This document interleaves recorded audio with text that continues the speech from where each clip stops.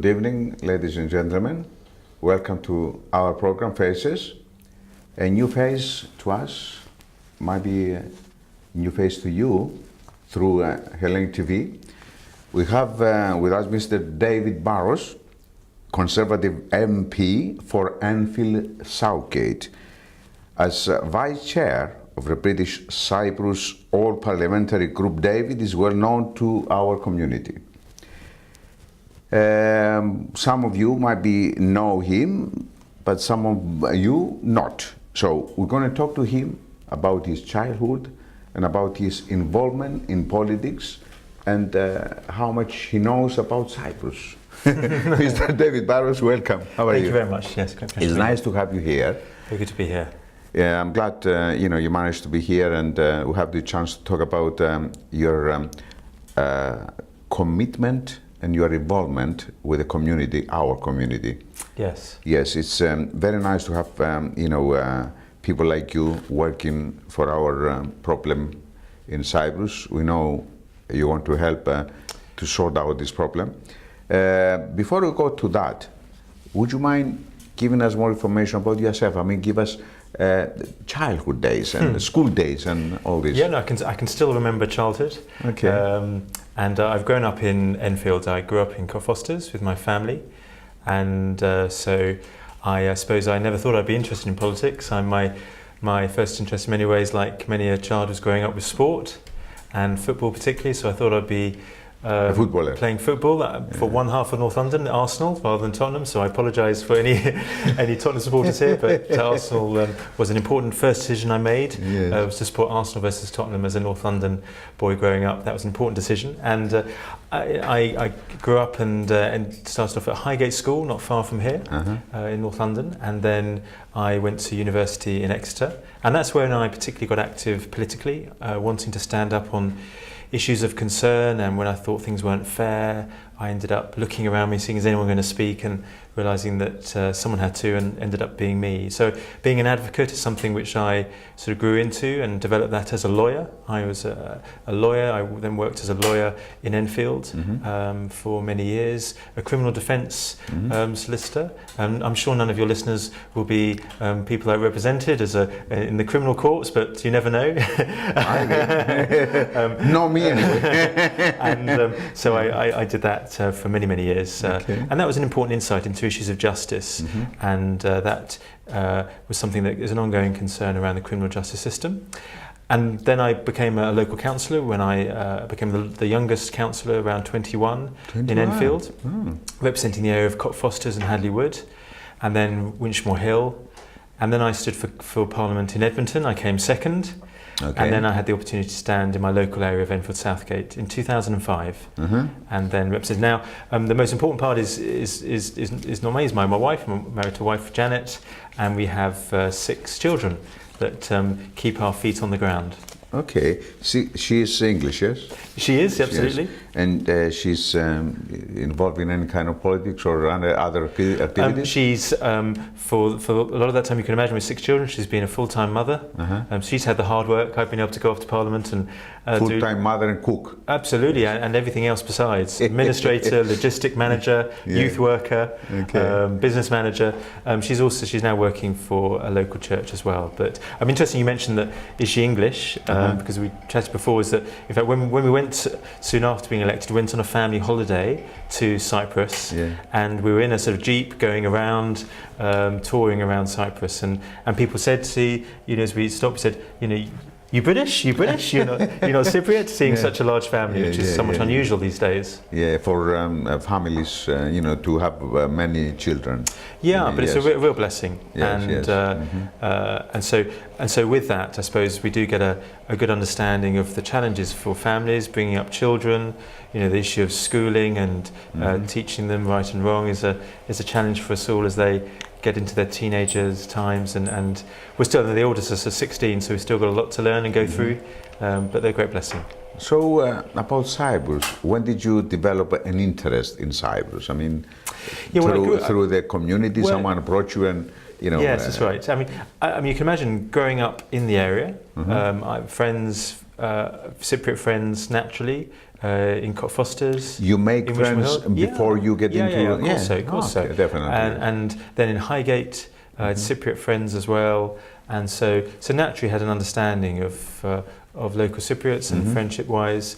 I suppose my political understanding grew as a local councillor, and coming across Cypriot councillors as well, and realising that when I was knocking on the doorstep in Cockfosters and thinking the question was going to be about the local council services, the waste, the education and the parks, I was asked, what's your view on Cyprus? Yeah.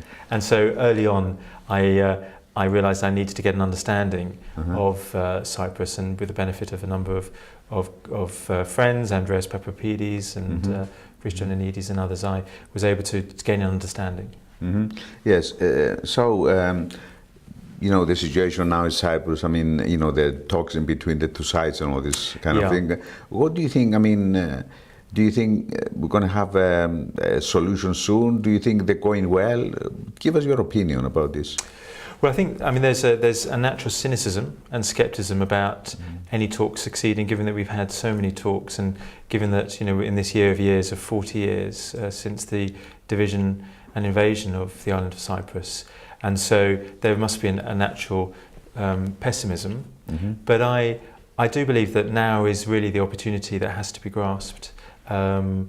Because what I'm very conscious of, particularly in my time as a Member of Parliament, you know, given I have such a significant number of Cypriot constituents, is that I'm obliged, quite properly so, to speak up for Cyprus, but also in my concerns about justice, this has to be an issue. We have so many issues going along in the world at the moment, you know, of concern and about injustice, that we mustn't let another year go by without seeking to do all we can to avoid the status quo, which is unacceptable. So in many ways, the fact that it is 40 years, it should be the case it's 39 years, but the fact that it's 40 years of this injustice, of the reality, the harsh and appalling reality of having a significant portion of the island that is occupied by troops that are not of the island, of the division of a European country, of the loss of property and human rights.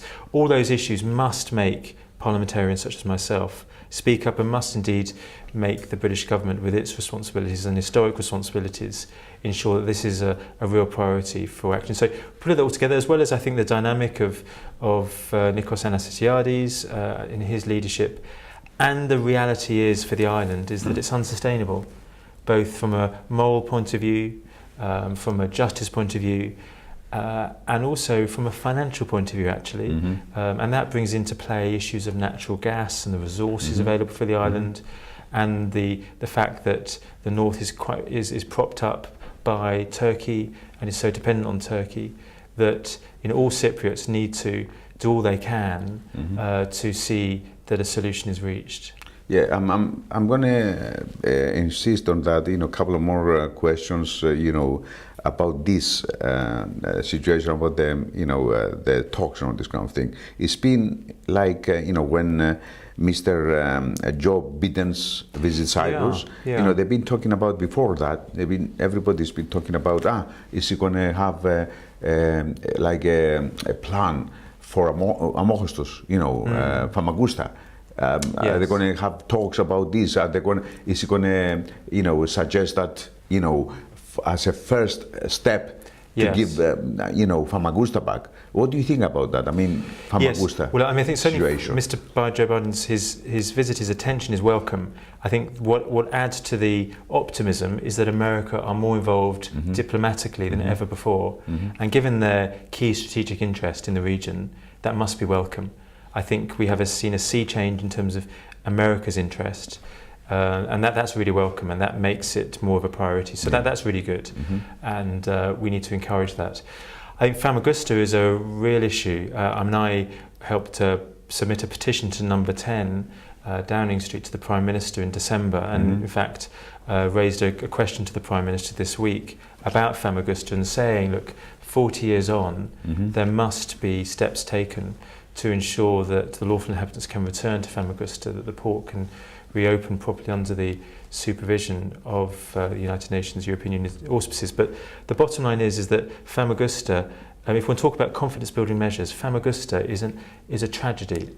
A tragedy of a frozen village and people frozen out of their homes, and there must be all attempts must be made to ensure the return of Famagusta. And I think at the very least we should do that. We shouldn't have to wait for this part of renegotiation. It shouldn't be you have Famagusta, we have an airport, we have a bit of an. It should be Famagusta alone receives the justice that the Famagustans deserve. And what I have an ongoing interest in that, I have a number of Famagustans in my constituency. The Famagusta Association, we're working together, we're meeting together with the all-party group in September, and I'm waiting for the Prime Minister and the new Foreign Secretary to reply to me to that petition which was lodged on behalf not just of Greek Cypriots, but Turkish Cypriots as well, and that's the dynamic. This is an issue of justice for all Cypriots, to say that look, we must ensure that this is a benefit to us all, for the Famagusta to be open, for the port to be properly opened and regulated. This must be good for the island. Another point I want to emphasize, which might be help, the situation is that when the British government, give a piece of land back to the Cyprus government. What do you think about that?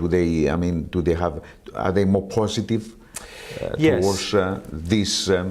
Yes, I think that was significant, because it meant that, and I know from my constituents that they kind of have heard all the talk. They've heard politicians talk about Cyprus, and politicians meet and they sign agreements, and we will do that. But this time this meant something. The financial, it meant something. It was real. It meant that there can be development. And it can support the practical recovery of the economy. And that the Cyprus has gone through such a serious time, and they welcomed the high-level support they received from Treasury support to help ensure they dealt with the collapse in the banks. And that was welcome. But this is also very welcome, giving that support, that growth, that development with some of the sovereign-based areas. That shows a reality that the British government are not just going to talk the talk, they'll walk the walk with Cyprus, and that they're there to support the long-term recovery and the long-term growth of Cyprus. So that's really welcome, and I think that shows a really, really good sign of it, as well as there's the dynamics between the relationship between the British Prime Minister David Cameron and Nikos Anastassiadis has been good, between Foreign Secretary William Hague as well, as Kasselidis as well. The Foreign Minister is also very welcome. Now we need to ensure that continues with our new Foreign Secretary. So there's a good dynamic and relationship, and we need to be ready to stand support Cyprus in all efforts to bring about a solution. It's another question I have to ask you. Does the British government recognize the positive measures taken to restore the economy? And what is Britain's involvement in the gas exploration? Well, I think, certainly from where Cyprus was as an economy to where it's got now, where things are heading in the right direction, then that's welcome. And as I said, I think the government's Treasury support to help through the crisis was welcome. Obviously, we're not part of the Eurozone, so our involvement was limited to an extent. But you're right, in order, the benefits there on the shores in terms of the natural gas reserves, that is really significant, and the exploration of the carbon hydrogen reserves is huge. And so we need to do all we can to support the expertise we've had through exploration in natural gas to support the Cyprus government, and ensure that those reserves are very much available to ensure that Cyprus not only recovers but is such a significant hub for energy. And the issue of energy security, we only got to look not far away what's going on in Israel, Gaza, the uncertainty in Turkey and beyond. The issue of energy security is vital, and Cyprus represents a really important place where security of energy can be preserved and also grow, and also it can be a stable region, a stable island, with everything else out there, where those channels of communication and support can continue. So Cyprus is as we know, such a more strategic value, But what I'm concerned about is, yes, we support those economic potential, and I think that can be a game changer. The natural gas really can be a game changer to realise it's in everyone's financial interests. With a secure island that has a solution to the Cyprus problem, then that will help liquefy gas and bring about the economic benefits for the whole island. But I think what we need to recognise is that, you know, Cyprus isn't just a sort of strategic pawn in a chess game. It has a value. You know, it's part of the family, the European family, and Britain has a responsibility to Cyprus as well. And we can't just see it as of strategic value to us, for a place where our planes go, where we have sovereign bases, where we go on holiday, where we have a place to use. It must be somewhere where we see justice, which we recognise here, the rights to travel, the rights to have your property and to be able to have freedom across the whole island. That should be the case for Cyprus as well. And we must make sure that we don't lose track on that. And this year is vital that becomes a priority and that we see some success. Okay. 40 years, Mr. Burrowes, you know, and you were at the celebrations, you know. What do you think? I mean, what is your message to those who are involved, especially the Turks? What do you think they have to do? You know, do they, do you think they are willing to help and, talk about finding the right solution? If I'm going to be honest, I don't think it matters to Turkey at the moment. And he has issues at the moment.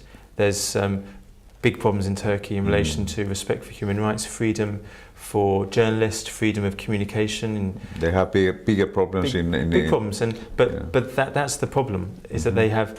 That Cyprus isn't, I don't think, on the agenda, and that's a worry, because obviously, you know, a lot of power lies in Turkey. You know, it's in Ankara where big decisions have to be made to release their grip on Cyprus and to allow the Cypriot leaders to be able to properly, freely decide for the best interests of Cypriots. And the longer this goes on demographically, the longer this goes on in terms of the numbers of Cypriots, and both particularly Turkish Cypriots, the harder it gets. And we need to ensure that there's a free hand for Turkish Cypriots to negotiate and resolve. And that's why I think America's involvement is welcome, because America can ensure that Turkey knows that as far as America and the international community is concerned, the resolution of the Cyprus problem is a priority to the international community. So do you believe this is good enough without Turkey getting involved? You know, it will be an easiest way to, find a way to find the right, solution for. I think if Turkey were willing to give a truly free hand, then a solution could be reached. I mean, when I went to Cyprus, and I've got involved in a number of issues when I've visited a number of times Cyprus, what the people of Cyprus have often said, both Greek Cypriots and Turkish Cypriots, when I've gone myself to look at the issue of the cultural and religious heritage, the destruction across the island and in the north, I've gone there and tried to understand from the villagers, the Turkish Cypriots, what's going on, what's happening. They say to me, look, the problem is not the people, the problem is the politics. And the politics is in Ankara. And that's what we need to ensure that we're free of. So there is that free hand. And I think then there is a real possibility of a solution. And you know, so many areas of the world have had seemingly intractable problems and division and have been able to be resolved. It must be possible with goodwill to have the resolution of the Cyprus problem. And this year, 40th year, is one where all effort must be given to this. And I think then it has wider implications across the region. And I think that with everyone recognising the wider implications, but not imposing their view. We should learn from the Annan Plan. We should learn from that international leaders, outside people coming involved in imposing their plan, their deadlines is not the way. But we should be there ready to help on the outside of the door, ready to help at any time to bring about a solution. And I think we need to make sure that dynamic is there, that it doesn't just have talks after talks, but it leads to a constructive solution that has to be based on proper respect for human rights and justice. Okay, what do you say to a guy, I mean, who is waiting 40 years now to return to his house. And his house is in a village just under the Turkish flag on the five fingers. What do you say to this guy and to the families who are waiting and willing to, I've spoken directly to those families. When I first, as I mentioned, went on a family holiday, we went with Cypriot family over to the north to look at his village, Etikomi. And it was under not only a Turkish flag, but then you looked down and you saw rubble. You saw a church that was used to store hay and animal feed. Yes. And I then went by and saw a cemetery that was completely trashed. I remember that, yes. And I've went back and I've seen more of that. And I think that is unacceptable any part of the world. It shouldn't be just simply ignored in Cyprus, and that matters. And so it's a tragedy. It's a continual human tragedy. So my heart goes out. It stirs me to want to do something about that, and not just simply to walk on by, which has led to me doing things practically and in Parliament to try and stir the emotion. I've returned to Cyprus to actually try and make people realise that we must do something about this. We must find ways to restore this heritage. It's a heritage not just of Greeks, it's a heritage of humanity. It's a humanitarian issue as well. And that's why we shouldn't just call it a Cyprus problem. It's an international problem. It's an international problem. Yeah, exactly, yes. And that's why it shouldn't just be parked off as the Cypriots just going on and talking their issue. Exactly, It's something that's an international issue, which I think is starting to happen, and it's a humanitarian issue.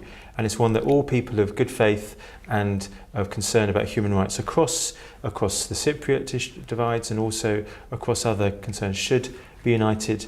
And we get that in our parliamentary group. We do have people that, yes, they have Cypriots and they some don't, but they're united around that concern. So I'd be saying to that individual, look, every day that goes by is a day too long, and every day that goes by makes it that harder, because obviously there's more people coming over, there's more people settling, it's that much harder, much more complicated, but we shouldn't give up. We shouldn't give up on basic human rights, and we can't just simply ignore those, particularly in an island that is part of the European family, is a Commonwealth country. This is something that we as a country shouldn't ignore, and as British parliamentarians we shouldn't ignore. So I do all I can in Parliament to keep raising that issue. And I was going to ask you about that. What do you do from your side? So what we do is we keep, the reality is that we need to keep doing more. I mean, the fact that we haven't had the situation resolved means in Parliament the battle goes on, and so that's why I've tabled another application for a debate, to have an urgent debate as soon as Parliament returns on the whole issue of 40 years on, Cyprus being divided, to have a debate to call the new Foreign Secretary to account to what we're doing about this. It's why I've this week tabled questions to the new Foreign Secretary and the Prime Minister about the issue of Famagusta, about Cyprus. And so we have to keep raising the issue, keeping it up on the foreign policy agenda, and making sure that Britain takes its responsibilities seriously. I have to thank you for that. And at the same time, we're going to see, just a clip from, the 20th, Can I just mention on that? I think, yes, please. And one of the points of when a large number of relatives of missing people come to Parliament, year in, year out. I mean, this is the 9th year I've been a member of Parliament, I've met them. And what they do is very important. It's, in one sense, it's a bittersweet time. It's to meet them again, yes, but it's bitter because this is another year when they haven't had the truth.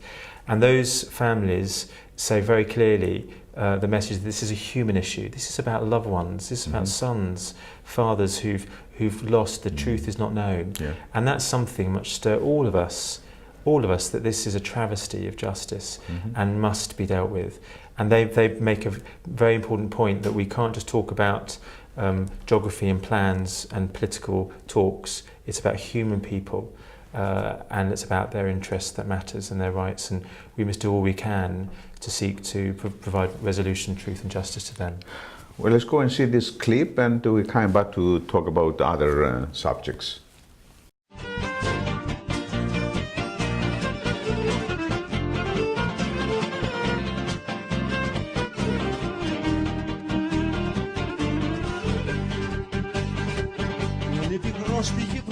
με πολύ, αμόχος στο Κυρίνια και Λευκοσία. Και ο Ατήλας μέσα απ' την πράσινη γραμμή, τα αδέρφια μας κρατάει σε αιχμαλωσία. Και ο Ατήλας μέσα απ' την πράσινη γραμμή, τα αδέρφια μας κρατάει σε αιχμαλωσία. Όμως εγώ δεν ξεχνώ τις προσφυγές και τους νεκρούς μας δεν ξεχνώ. Θα έρθει μια μέρα που η πράσινη γραμμή για τον Ατήλα θα έχει γίνει φυλακή. Όμως εγώ δεν ξεχνώ τις προσφυγές και τους νεκρούς μας δεν ξεχνώ. Θα έρθει μια μέρα που η πράσινη γραμμή για τον Ατήλα θα έχει γίνει φυλακή.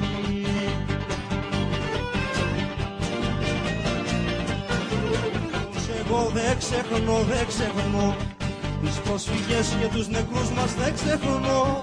Θα έρθει μια μέρα που η πράσινη γραμμή για τον Ατήλα θα έχει γίνει φυλακή.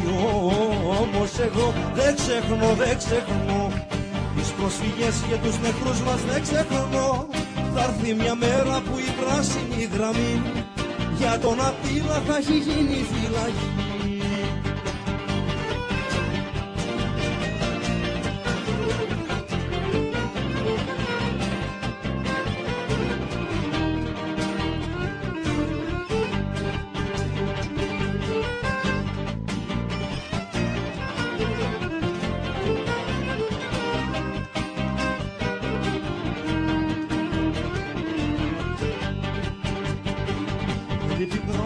Προτείνουμε πολύ κι λίγο το νησί μαγκώνει την καρδιά μας.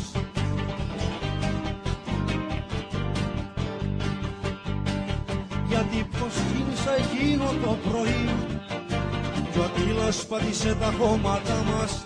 Γιατί προδόθηκε εκείνο το πρωί κι ο Ατήλας πάτησε τα χώματα μας.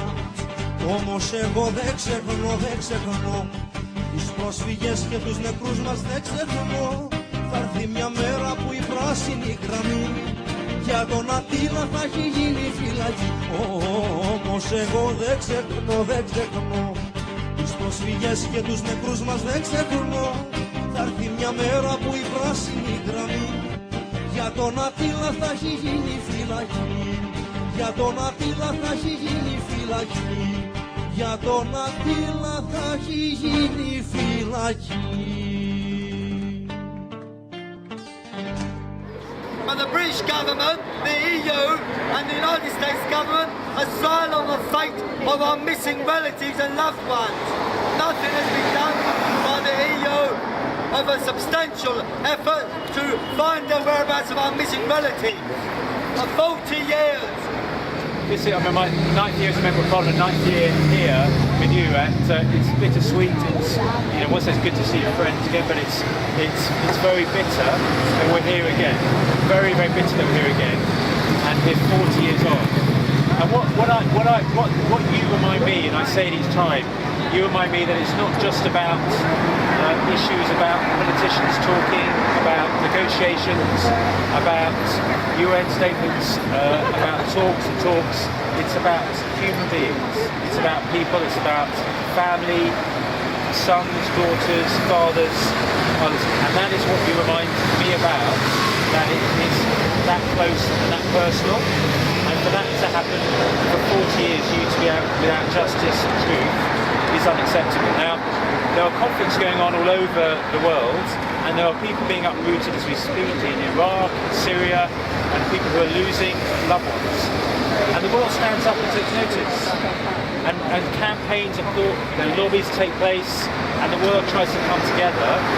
And no different should it be as when it happens in those places, it should happen to yourself, to your loved ones. It should be that much of a concern. There should be the same conviction of needing justice and truth.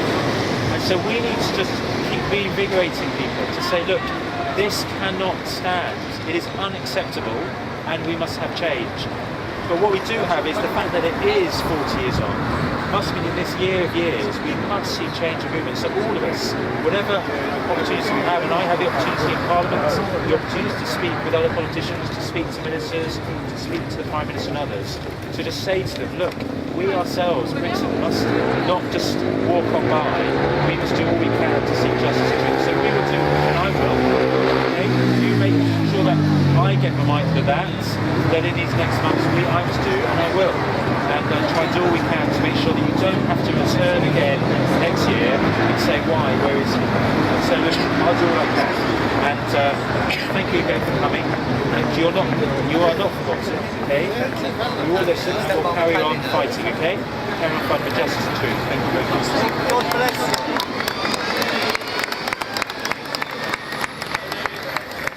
David Burrowes, Member of Parliament for Southgate.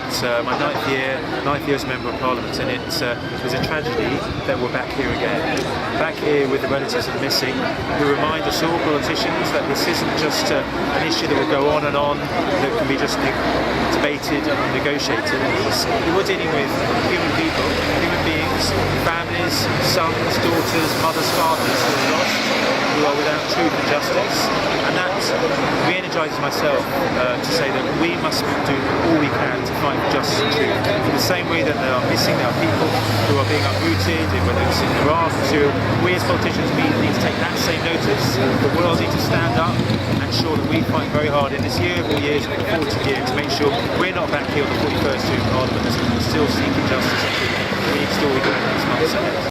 Okay, thanks very much, and let's hope next year, Mr. Burrowes, we're not going to have to do what we've been doing for 40 years. Absolutely, absolutely. We have to do all we can now, and I think that's the spirit we're in, is that we almost sometimes get used to it. It's sometimes called almost Cyprus fatigue. People get used to the problem rather than expectation of the solution. I don't want that family to have to return to Parliament for another year, for the rally to happen for another year. We shouldn't expect or even plan for it. Yes. Our expectation should be that the talks lead to a proper just solution, and that we as parliamentarians and the international leaders are doing all they can this year.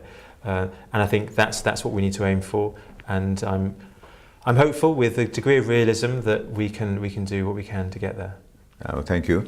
And let's hope next year we're going to celebrate our freedom, the Trafalgar Square.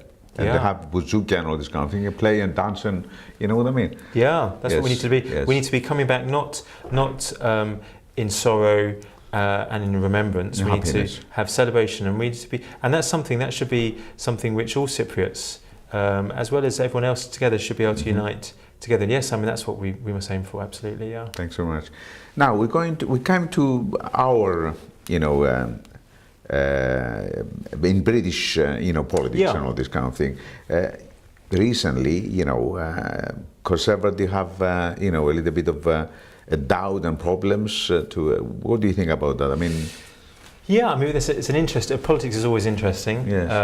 And there's different areas in terms of the local elections. I think you're talking about is that certainly in my borough of Enfield, from a Conservative point of view, that it was a poor election result. And I think what was particularly poor, though, and this is an issue that crosses political divides, is the number of people that aren't engaged in politics. So barely a third of people voted. So there's 2/3 of people really that either aren't bothered, aren't interested, don't feel a connection with a political party or leader. Now that's a serious issue for anyone interested in democracy, and that must matter. We need to make sure we get out there and engage. There's obviously issues of trust in politicians, or that you're all the same, or can we really think you're going to do anything for us? And we need to make sure, and I do, that certainly in my constituency of Enfield Southgate, that I'm properly engaged with the community and they understand what I believe the Conservative government has done in terms of ensuring that the long-term economic plan is bringing about, reductions, for example, in employment. In my patch in Enfield Southgate, it's almost half in terms of reduction in terms of unemployment since 2010, and there's lots more besides, which is encouraging. But we've got a long way to go, and we need to make that connection better. And so it was kind of a wake-up call for people like me and others to say, that's a good suggestion. Wake-up call. Yes. Yeah, saying that, look, we're not happy. We're either disinterested or we're not necessarily supporting you. So you need to do that. And my response to that is to get out there more and more and engage and listen. We're going to need to do. We're good at communication. We're good at talking. Give more and listen more. Yes. Yeah, we need to listen more. Yeah. How do you stand on the immigration issue? I mean, obviously your constituency is very diverse, It is. and what do you think? I mean, what do you do to create an interest, an atmosphere? Yeah. I mean, we For have support, Yeah, and Enfield Southgate is wonderfully diverse, and it thrives from its diversity. Also, I think Enfield Southgate, more than others, there is a control. There's a concern, though, that of immigration, not about immigration, but uncontrolled immigration. And that's the problem then comes is when people are concerned about the fact there's a lack of housing, a lack of education in the schools, a lack of GP services, our hospitals are full, the A&E department is stacked up. And so that's when immigration becomes a problem because it's uncontrolled. And sadly, we saw that under the previous government. There has been more control over student visas, over issues of travel, but also particularly in relation to net immigration for non-EU immigration, and that's been reduced by a third. But there's a long way to go. People are concerned, okay, who's getting the jobs? And that while that's shifted around, yes, this UK nationals are getting more of those jobs. There is still a lack of control, and one of those issues will have to be the question about Europe and Britain's involvement in Europe, and the fact that as a country we need to be able to control our borders at the very least to be an independent nation. And frankly, at the moment, the freedom of movement, particularly with Europeans coming without the necessary control, it does cause a challenge, and constituents want us to get back that control. So that's a big issue. So we'll need to have that referendum about being part of the European Union, if we have a Conservative government, that is, after the election. So these issues are big issues. But I think they go down into the core issues of education, housing and health, and what we're doing about that.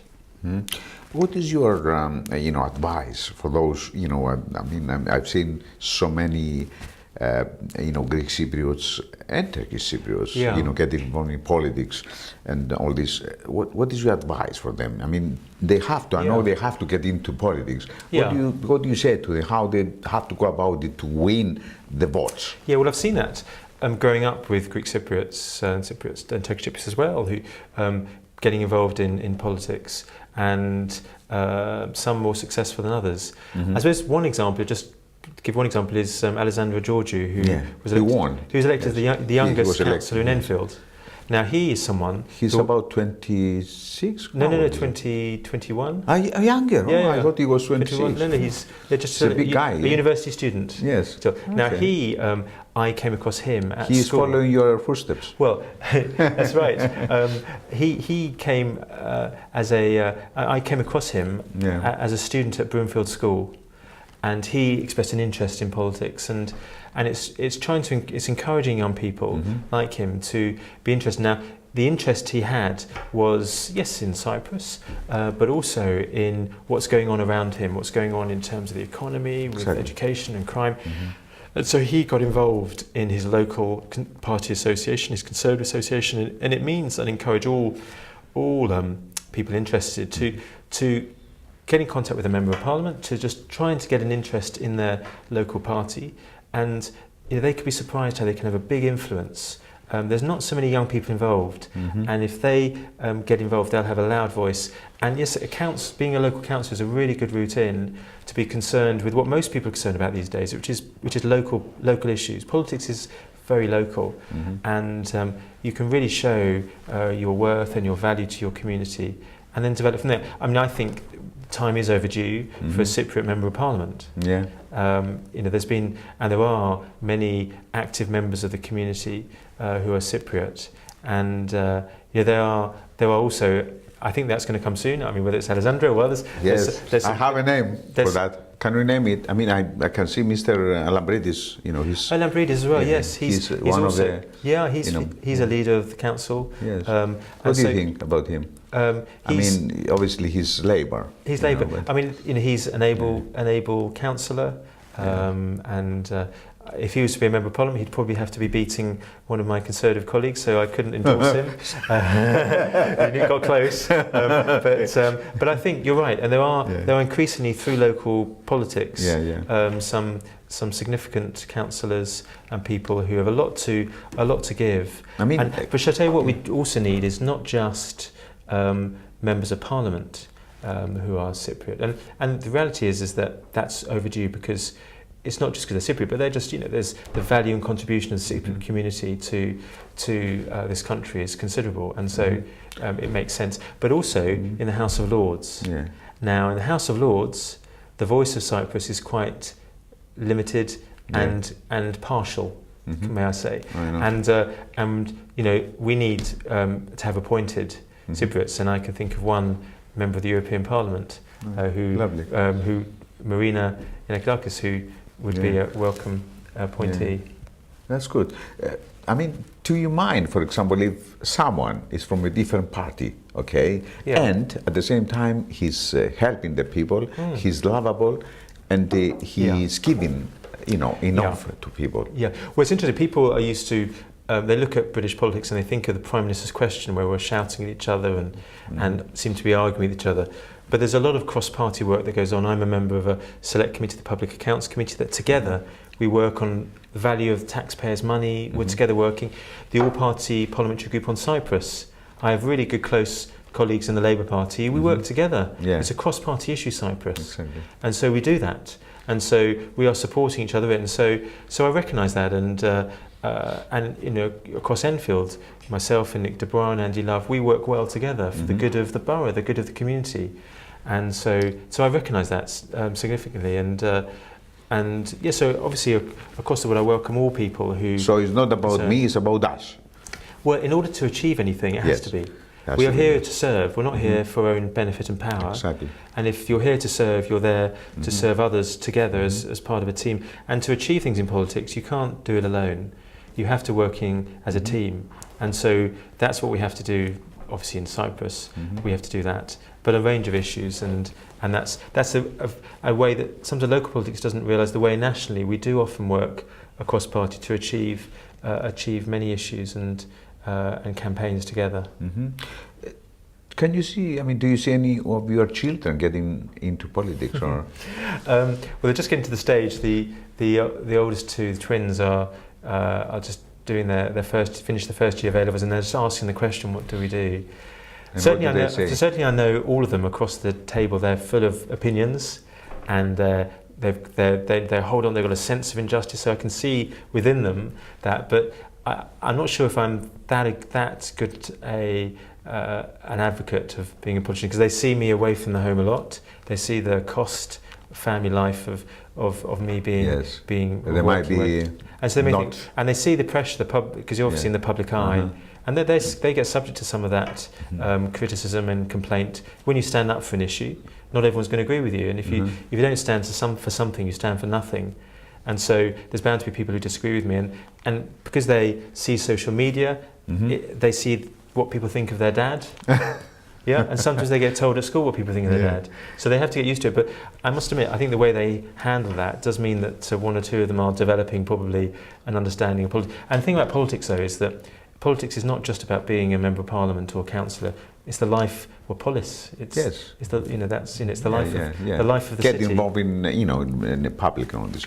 So did they give you any hint what they want to do? Or? So one of them is interested in history and maybe law. That's what my background is as a lawyer. That's what you did. Yes. They're certainly advocates. The other one in psychology. She's with children and maybe education and psychology. That's good. They're twins, but very different size. Exactly. So they. But who knows? I mean, they're young. Who knows? Okay. Do you have hobbies? I mean, what do you do? Yeah. Play football, golf, or that's right. I mean, I love sport. I love sport. I love watching sport. Increasingly, as we get older, we watch more sport than play. I do play a little bit of cricket. I often have to organise a charity game in order to play it. You know something? Sorry to interrupt. I never understand cricket. Never. No. That's right. No, it's a curious sport, and increasingly English don't understand cricket because we're losing at it. Yes. We're kind of. But football, particularly, football's one of my first loves. And you play sometimes. Yeah, I play it we have a parliamentary football team, and we play games and so I get to play some different games. And some people may have even seen me. One recent game was at Tottenham. Tottenham had a Ledley King had a testimonial, and there was a half-time penalty shootout for a charity, and I took part in it against. And you scored? Well, it was against a 1984 legend team, and ended up scoring. But before I did, they mentioned that I was an Arsenal supporter. So as a politician who used to various people booing, but then I had 35,000 Tottenham supporters booing me, and was able to score, which was great fun. So I enjoy the football. Yeah. Hobbies are mainly sport. I'm a Christian. I go to my church and get involved in activities there as well. Can you describe a day? I like food. I like food. I was going to ask you about food, yes. Yeah, okay. Before that, can you describe a day in Parliament? A day in Parliament? Well, there's never one same day in Parliament. Never? No, so a Monday, for example, I go up to Parliament in the morning. I go up by tube from Southgate to where I live, and get up there, and there's meetings in the morning, or otherwise there's something in the constituency, maybe go to a school assembly or visit some constituency events, and then it's up in Parliament, and Parliament kicks off at 2:30 in the afternoon, and we have the question time, and then we have a debate. So I'm often getting involved in one or two of those things, and then there's a select committee, usually on a Monday and a Wednesday.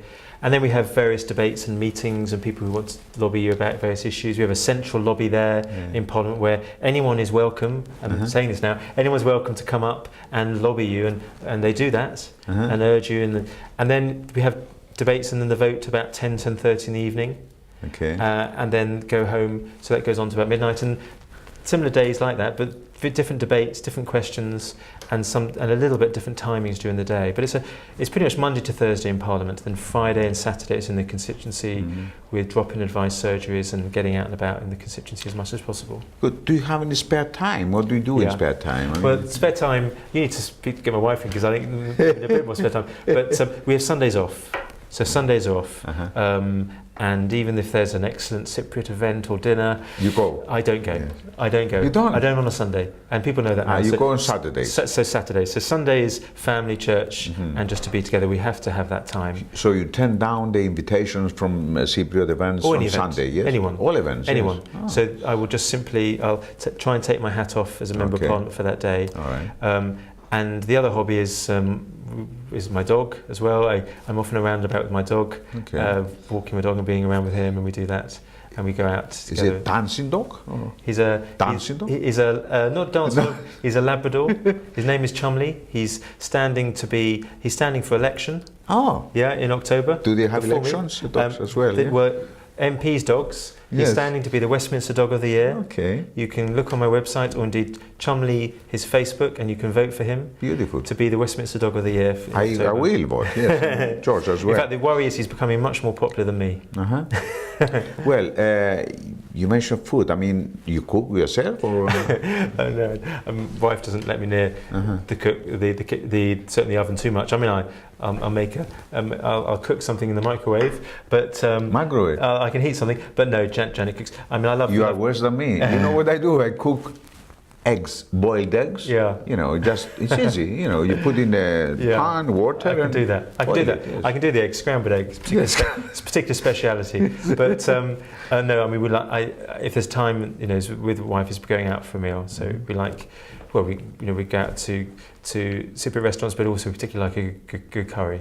We like that together. Yeah, good. Kebabs? Kebabs, yeah. I like kebabs. I've got quite a good selection in my patch. Lovely. British way, you know. Mezes, we like, Mezze, souvlaki and all this kind of thing. Yeah, absolutely. Okay. Yeah. Before we go, just a message for our audience. I mean, we have plenty, Greeks, Turkish, and many others. Yeah. What is? I suppose my message is that I need to do one thing, and constituents need to do another thing. I need to ensure that I'm listening to constituents as much as possible, and would welcome those listening to contact me to say if they have a problem, if they have a concern, that they should contact me, and particularly if they are concerned about whether they want to vote or not, whichever party, we need to understand their interest, because it's important that people engage, and that's the message for your viewers, is to be engaged. We are all part of this city. all part of a community. We are all part of politics, whether we like it or not. And it's important that people do that. So do contact me or other members of Parliament. We need to hear your voice. This is an important year, I would say, as far as Cyprus is concerned, that we hear your voice. If you feel tired, disillusioned, disheartened, use the opportunity this year to contact me, to express your views about Cyprus and about obviously other issues. We obviously have elections coming up, so it's an important time to contact us so that we can, and I can, be a stronger voice for you in Enfield Southgate. How they can do that? I mean, do you want to give a for example, website? my website is davidburrowes.com, which is www.davidburrowes.com, and I really welcome people contacting me. If they want to come up to Parliament, they're welcome. I do tours of Parliament to be able to open up what is their democracy. It is our House of Parliament, and if they want to come up and view the democracy that is all of ours, then please do that. Or if they want to visit me in the constituency, there's all details on my website. Beautiful. Mr. Burrowes, it's been nice to have you here. Thank you very much. It's been a real pleasure to be here. I'm very happy that you open your heart and give us all you have in your mind and about Cyprus and all this kind of thing. And I wish you all the best and successful career and for your family as well on this, your kids and all this. And at the same time, I wish luck to your dog. Thank you very much. Chumley. Vote for Chumley. Thank you very much. It's been nice to have you. Thank you. Thank you very much. Thank you very much. That's it. Thank you very much, Kali Fili Diletheates. Thank you. And we see you next Sunday, the same time, 8 o'clock, with the new face or faces. Till then, have a good time and enjoy yourselves. Bye-bye.